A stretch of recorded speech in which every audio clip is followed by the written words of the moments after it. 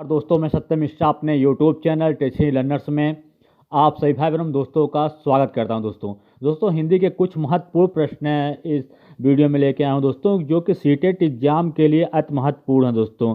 जिनका एग्जाम हो चुका है दोस्तों उनके लिए तो कोई बात नहीं दोस्तों, और जिनका अभी एग्जाम है दोस्तों उनके लिए महत्वपूर्ण वीडियो है। ठीक है, चलिए स्टार्ट करते हैं आज की क्लास का पहला क्वेश्चन। यहाँ दोस्तों आपके सामने पहला क्वेश्चन आ चुका है दोस्तों। चलिए देखते हैं पहला क्वेश्चन क्या कर रहा है। ठीक है, देखने पर थोड़ा इसको हम जूम कर लेते हैं ताकि क्वेश्चन हमको क्लियर दिखाई दे। ठीक है, यहाँ दोस्तों आपके सामने पहला क्वेश्चन आ चुका है। देखिए क्या कर रहा है कि हिंदी के विषय में क्या सही है। हिंदी भारत की राजभाषा है, हिंदी भारत की राष्ट्रभाषा है, हिंदी संपूर्ण भारत की मातृभाषा है, इसमें से कोई नहीं। तो दोस्तों आपको बता दें कि इस क्वेश्चन का राइट जवाब क्या होगा कि हिंदी के विषय में क्या सही है।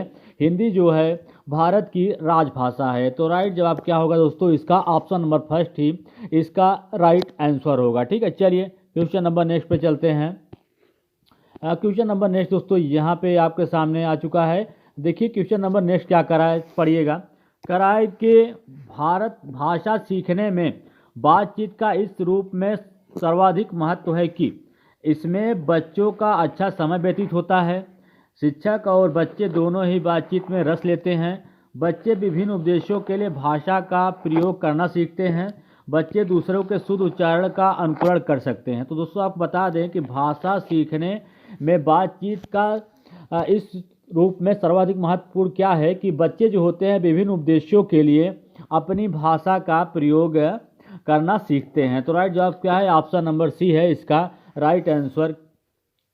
चलिए क्वेश्चन नंबर नेक्स्ट पे दोस्तों, सभी क्वेश्चन आपके एग्जाम के दृष्टि से महत्वपूर्ण है दोस्तों। क्वेश्चन नंबर नेक्स्ट है, करा है कि प्राथमिक स्तर पर आधारभूत कौशल कौन सा है। लिखना और बोलना, पढ़ना और लिखना, सुनना, पढ़ना और सुनना।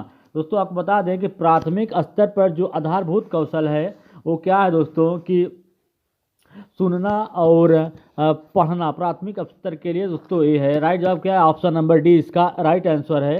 चलिए क्वेश्चन नंबर नेक्स्ट पे चलते हैं। क्वेश्चन नंबर नेक्स्ट दोस्तों देखिएगा, करा है कि तीसरी कक्षा में पढ़ने वाली सुनैना अक्सर स के स्थान पे श का उपयोग करती है। भाषा शिक्षक होने के नाते आप क्या कहेंगे। जब कभी वह स को स कहेगी तो उसे टोकेंगे ताकि उसमें सुधार हो सके। उसके इस तरह के प्रयोग पर बिल्कुल ध्यान नहीं देंगे।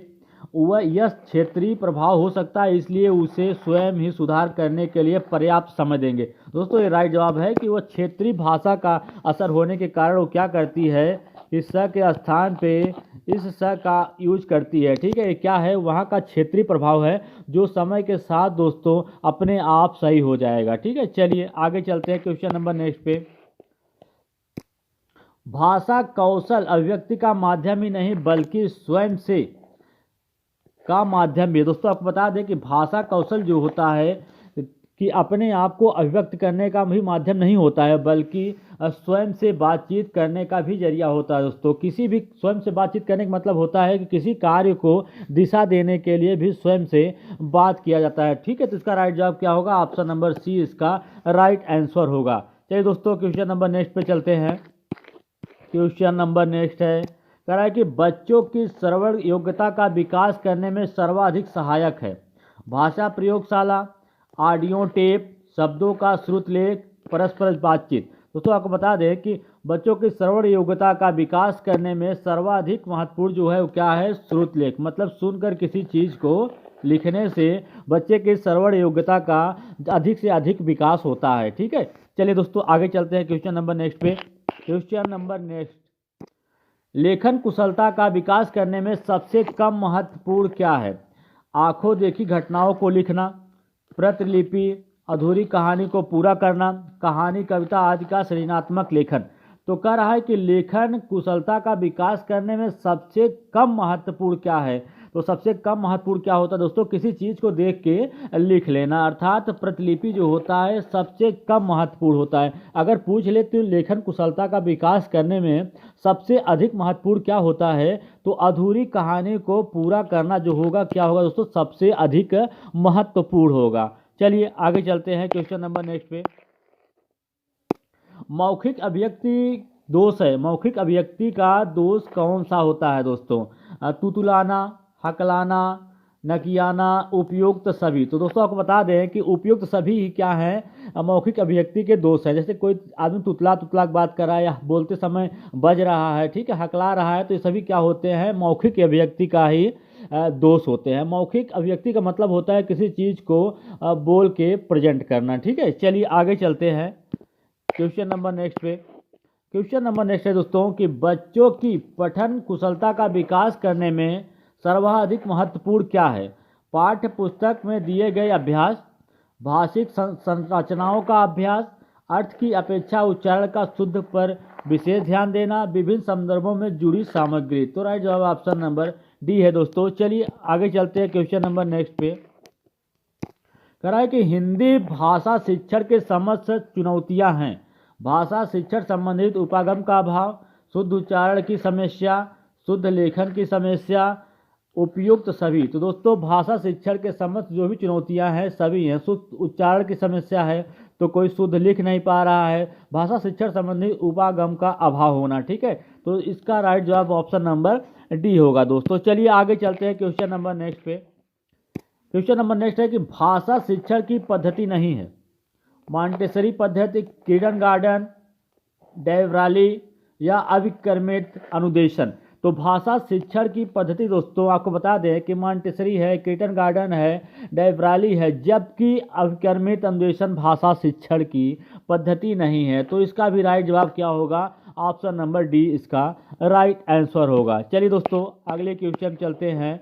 क्वेश्चन नंबर नेक्स्ट है, करा है कि किस दृश्य उपकरण में पारदर्शी ट्रांसपेरेंसी का उपयोग किया जाता है?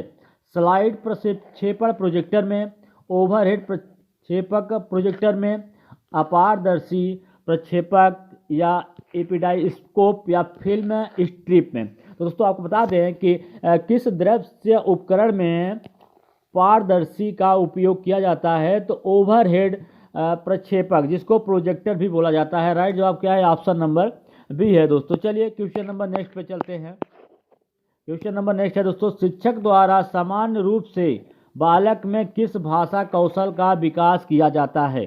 श्रवण कौशल का, वाचन कौशल का, पठन कौशल का, लेखन कौशल का। तो शिक्षक द्वारा सामान्य रूप से बालक में किस भाषा का विकास किया जाता है? तो श्रवण कौशल का विकास किया जाता है। ठीक है, चलिए क्वेश्चन नंबर नेक्स्ट पे चलते हैं। भाषा के अन्य विषयों से संबंधित कार्य, अन्य विषयों में के शिक्षण का माध्यम, अन्य विषयों के प्रस्तुतिकरण का माध्यम, एक और दो दोनों प्रयोग का माध्यम। तो दोस्तों आपको बता दें कि भाषा के अन्य विषयों से संबंधित कार्य जो है अन्य विषयों के शिक्षण का माध्यम होता है, अन्य विषयों के प्रस्तुतिकरण का भी जरिया होता है या माध्यम होता है। तो राइट जवाब क्या होगा? ऑप्शन नंबर सी इसका भी राइट जवाब होगा। चलिए क्वेश्चन नंबर नेक्स्ट पे चलते हैं। क्वेश्चन नंबर नेक्स्ट, कोई भी भाषा किसी भी लिपि में लिखी जा सकती है, इस कथन पर आपकी क्या राय है? दोस्तों बहुत ज़्यादा महत्वपूर्ण क्वेश्चन है। कह रहा है कि कोई भी भाषा किसी भी लिपि में लिखी जा सकती है, इस कथन पे आपकी क्या राय है? यह बिल्कुल संभव नहीं है, यह बहुत हद तक संभव है। हर भाषा की अपनी लिपि होती है, भाषा और लिपि के बीच एक सीधा संबंध होता है। तो यह बहुत हद तक क्या है दोस्तों, संभव है कि कोई भी भाषा किसी भी लिपि में लिखी जा सकती है। चलिए क्वेश्चन नंबर नेक्स्ट पे चलते हैं। क्वेश्चन नंबर नेक्स्ट क्या है कि भाषा अर्जित करने की प्रक्रिया में किसका महत्व सर्वाधिक है? भाषा कक्षा का, भाषा प्रयोगशाला का, पाठ्य पुस्तक का, समाज का। तो भाषा अर्जित करने की प्रक्रिया में सर्वाधिक महत्व क्या है दोस्तों? समाज का है, क्योंकि बच्चा जो होता है जितना ज़्यादा एक दूसरे से कम्युनिकेशन करेगा या बातचीत करेगा उतना अच्छे तरीके से वो भाषा अर्जित करेगा। ठीक है, तो राइट जवाब क्या है? ऑप्शन नंबर डी इसका राइट आंसर है। चलिए दोस्तों क्वेश्चन नंबर नेक्स्ट पे चलते हैं। चोम्स्की दोस्तों 2022 का जो सीटेट एग्जाम दोस्तों इस समय चल रहा है, चोम्स्की से रिलेटेड क्वेश्चन दोस्तों काफ़ी मात्रा में पूछे जा रहे हैं। तो चोम्स्की के अनुसार कौन सा कथन सत्य है? बच्चों में भाषा सीखने की जो क्षमता होती है दोस्तों वो जन्मजात होती है। तो दोस्तों ये राइट जवाब है। चोम्स्की द्वारा कहा गया था कि बच्चों में भाषा सीखने की जो क्षमता होती है वो जन्मजात होती है। जैसे वो पैदा होते हैं दोस्तों उसमें भाषा सीखने की जो क्षमता होती है खुद में खुद आ जाती है। ठीक है, चलिए आगे चलते हैं क्वेश्चन नंबर नेक्स्ट पे। बच्चों की भाषा का आकलन करने के लिए सबसे उचित तरीका क्या है? बच्चों की लिखित परीक्षा लेना, बच्चों के भाषा प्रयोग का अवलोकन करना, बच्चों से किताब पढ़वाना, बच्चों से परियोजना कार्य करवाना।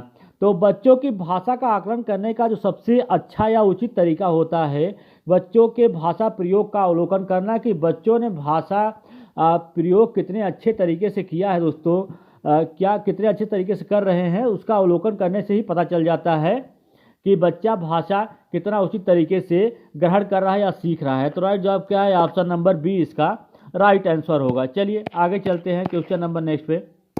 कह रहा है कि हिंदी में विज्ञान संबंधित पाठकों को पढ़ाने का उद्देश्य है विज्ञान की भाषा को समझना, विज्ञान विषय को गहराई से जानना, विज्ञान के प्रति जिज्ञासा बढ़ाना, विज्ञान के संदर्भ में हिंदी भाषा प्रयोग को समझना। तो हिंदी में विज्ञान संबंधी पाठकों को पढ़ाने का उद्देश्य क्या होता है? विज्ञान की भाषा को समझ पाना। राइट जवाब दोस्तों ऑप्शन नंबर फर्स्ट हो जाएगा। चलिए क्वेश्चन नंबर नेक्स्ट पे। कह रहा है कि हिंदी भाषा शिक्षण की विधि है अनुकरण विधि, आगमन निगमन विधि, भाषा प्रयोगशाला, उपयुक्त सभी। तो दोस्तों आपको बता दें कि भाषा शिक्षण की सभी विधियां हैं, अनुकरण विधि, आगमन निगमन विधि, भाषा प्रयोगशाला, सभी भाषा शिक्षण की विधियां हैं दोस्तों। चलिए आगे चलते हैं क्वेश्चन नंबर नेक्स्ट पे। शिक्षण के सिद्धांत हैं प्रेरणा का सिद्धांत, क्रिया द्वारा सीखने का सिद्धांत, जीवन से जोड़ने का सिद्धांत, उपरोक्त सभी। चलिए क्वेश्चन नंबर नेक्स्ट पे चलते हैं। कह रहा है कि वाक्य विश्लेषण के शिक्षण हेतु उपयुक्त विधि आगमन विधि। दोस्तों क्या है? आगमन विधि इसका राइट जवाब होगा। चलिए क्वेश्चन नंबर नेक्स्ट पे। संश्लेषण विधि में सीखने की प्रक्रिया जो होती है किस तरीके से होती है कि पहले वर्ड सीखा जाता है, शब्द फिर वाक्य, या पहले वाक्य शब्द या वर्ड, शब्द पहले या वर्ड या वाक्य शब्द वाक्य वर्ड। तो दोस्तों आपको बता दें कि संश्लेषण विधि में सबसे पहले क्या सीखा जाता है? सबसे पहले वर्ड सीखते हैं, फिर उसके बाद शब्द सीखा जाता है, फिर उसके बाद वाक्य को सीखा जाता है। तो इसका राइट जवाब क्या होगा? ऑप्शन नंबर फर्स्ट इसका राइट जवाब हो जाएगा। चलिए क्वेश्चन नंबर नेक्स्ट पे चलते हैं।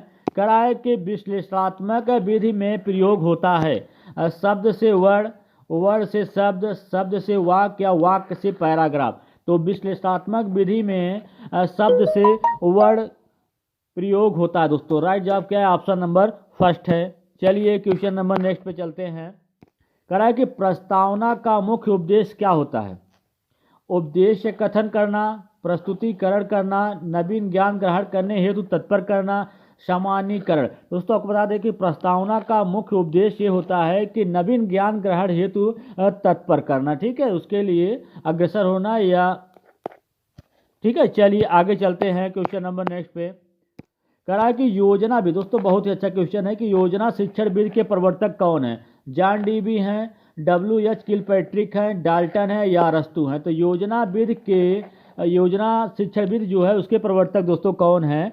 W.H. किलपैट्रिक है। तो राइट जवाब क्या है? ऑप्शन नंबर बी इसका राइट आंसर है। चलिए दोस्तों क्वेश्चन नंबर नेक्स्ट पे। कह रहा है कि प्रोजेक्ट विधि में शिक्षा प्रदान की जाती है सैद्धांतिक शिक्षा, जीवन उपयोगी शिक्षा, बेसिक शिक्षा, नैतिक शिक्षा। तो प्रोजेक्ट शिक्षण विधि में दोस्तों जो शिक्षा प्रदान की जाती है वो ऐसी शिक्षा प्रदान की जाती है जो जीवन उपयोगी हो, मतलब जीवन के लिए महत्वपूर्ण या उपयोगी हो दोस्तों, ऐसी शिक्षा प्रदान की जाती है। तो राइट जवाब क्या होगा? ऑप्शन नंबर सेकंड हो जाएगा, जीवन उपयोगी शिक्षा प्रदान की जाती है। किस विधि में? प्रोजेक्ट विधि में। दोस्तों आज के लिए इतना ही। अगर आपको मेरा वीडियो अच्छा लगा हो तो लाइक शेयर सब्सक्राइब जरूर करिएगा दोस्तों। इसी के साथ